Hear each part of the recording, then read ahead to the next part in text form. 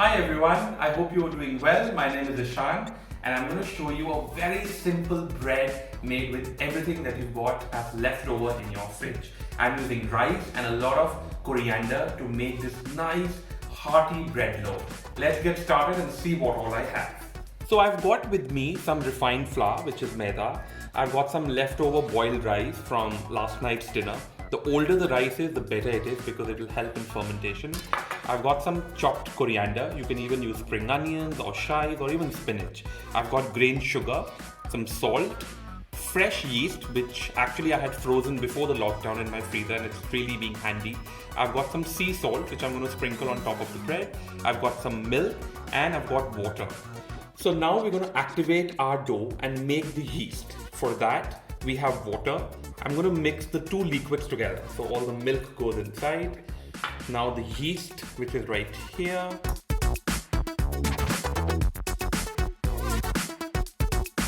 And of course the yeast will need some food, so we've got sugar.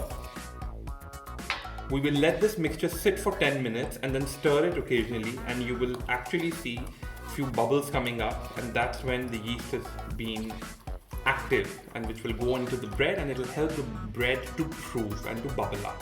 So now to my flour, I'm going to add all the boiled rice. I'm going to add all the chopped coriander. I've kept it slightly coarse because I want a little bite onto the coriander stems and not almost like a puree. I'm going to add all the salt as per our recipe.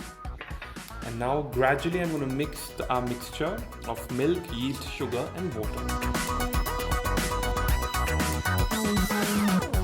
And slowly start mixing it so it forms into a dough. The dough would be slightly sticky, but don't worry. You can use a little bit of oil to kind of settle it. The dough would be slightly sticky, as you can see, but that's absolutely fine. It'll in fact become even more stickier once the rice is mashed with the flour. At this stage, I'm just going to keep it for 10 minutes and let it rest so that after 10 minutes, it'll be easy for me to knead the dough as the gluten would be formed.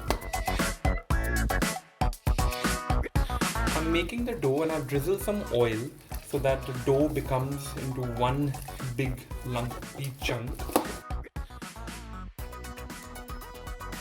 To this dough ball, I'm going to just put a little water, like just a little bit of moisture, which I had in my palms, and I'm going to sprinkle some sea salt on the top.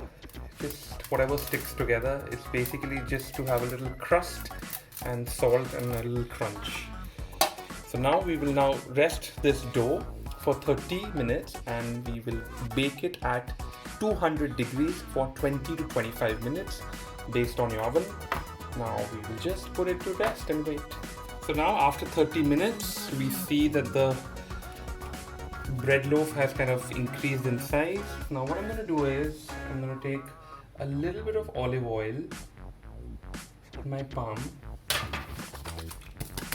rub it all around and now knock it back. You see how soft it is?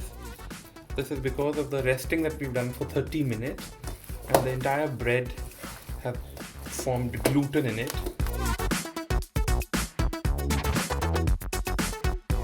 I've sprinkled a little bit of flour for my tray, which will have the bread loaf, and we will rest it for another 30 minutes so that it proves up, and that will directly go into the oven. I've also sprinkled some flour over this dough so that whatever were the sticky parts kind of come all together.